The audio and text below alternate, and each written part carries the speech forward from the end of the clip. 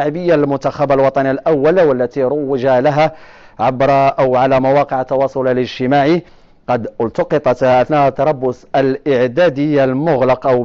أو بمقر إقامة المنتخب خلال يوم الأحد 29 مايو الذي منحه الناخب الوطني كراحة للاعبين بعد المباراة الودية أمام منتخب كونغو برازافيل. وفور توصله بالصور الآنفة الذكر جمع إغبي غوناغ باللاعبين حيث أكد لهم أن مثل هذه التصرفات لا تليق بصورة المنتخب الوطني وأنها غير